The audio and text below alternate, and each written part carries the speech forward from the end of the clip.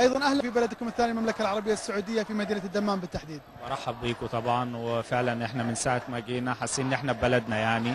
الشعب السعودي يعني مستضيفنا احسن استضافه، واحنا مبسوطين جدا ان احنا موجودين عندكم.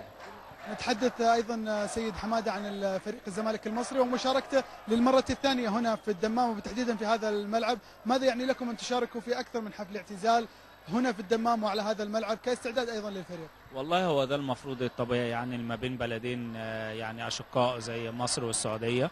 وقت ما السعوديه بتطلبنا طبعا نيجي في اي وقت ونكرم اي حد، لان هم دول قبل ما يكون مباراه اعتزال هي مباراه بتجمع اخوات مع بعض وبلدين شقيقين.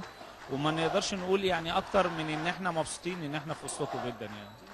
إذا طلبت منك أن تقول كلمة للمحتفل به اليوم الكابتن ناصر المنصور اللاعب السابق في المنتخب السعودي، شارك في بطولات كثيرة أيضا بطولات آسيوية وحققها مع المنتخب السعودي، كلمة من الزملاء في فريق الزمالك المصري من الأخوة أيضا المصريين للكابتن المحتفل به اليوم ناصر المنصور. احنا طبعا بنقل له تحيات مجلس اداره نادي الزمالك برئاسه الاستاذ ممدوح عباس، وان شاء الله باذن الله ربنا يوفقه في حياته اللي بعد الكوره. ما اعرفش هو هيتجه لايه بالظبط، لكن زي ما ربنا كرمه في الملاعب ان شاء الله يكرمه بعد ما يكمل مشواره في الملاعب باذن الله. نتحدث عن الجانب الفني والجانب الإداري أيضا لكم في الزمالك، غياب السيد حسن شحاتة عن الفريق في هذا اليوم، ما هي الأسباب الجماهير أيضا تتساءل؟ طبعا الكابتن حسن اعتذر طبعا للنادي هنا نادي النهضه، لان احنا عندنا اجتماع مهم من مجلس الاداره، لان في فترات القيد في مصر هتبتدي، لان احنا عندنا بطوله افريقيا في شهر 7، فكان عنده اجتماع مهم جدا مع مجلس الاداره النهارده، فعشان كده هو اعتذر انه يبقى متواجد النهارده.